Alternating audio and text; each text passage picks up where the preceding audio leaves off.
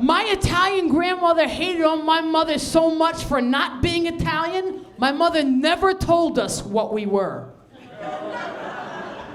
She was yellow, with freckles, and she had the kind of hair that if she scratched her head, you could hear it from across the room. And we would ask my mother all the time, Mom, what are we? She'd say, why? Who wants to know? And we go back, look, you gotta tell us. We're kids, you gotta say something. She said, well, you tell those kids if they wanna know you're everything. So that's not gonna cut it. She said, well, tell them you're Italian and you're French. French Creole. And she said, if they don't know what Creole is, tell them to look it up. I looked it up. It said to be prepared with tomatoes, green peppers, onions. This went on till I was 14. My mom dies, and all these black folks show up at the funeral. Right? Now the Italians are like, wow, what is it over? Why is the cleaning crew here?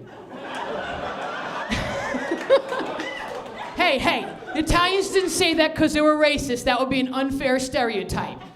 They said it because those black folks showed up 2 hours late. Now, I'm in the room, and this woman, who looks like my mother, she's about 4'11", both ways. Looks like my mother if she had been born a brown blueberry, you know? Walks over and says, your mother never told you she was black. Now that messed me up. I ended up in therapy, and I told my white therapist, she said, oh, this must have been horrible. You're there, this woman you've never seen before comes over with clutched teeth and just says, your mother never told you she was black. No, she's black. She didn't say it like that. It was more like,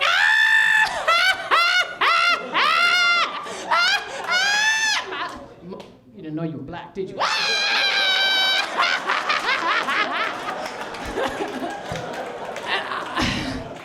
I was like, wow.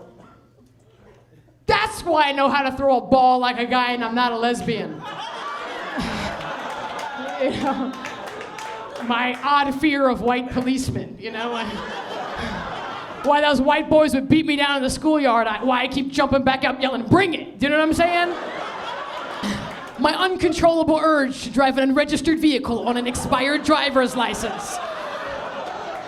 And I did therapy, I did support groups, you know, because it's hard. And people say, why is it so hard? There's been mixed kids ever since black folks landed in the United States. The difference is we're the post-civil rights babies. We're the first group whose white parents actually claimed us. And that screws you up. I joined a support group for black people like me. Guy there half Jewish, half black, Tyrone Bergenstein. Lives in the projects, but he owns the building. Girl there half Korean, half black, Dong Suk, Washington.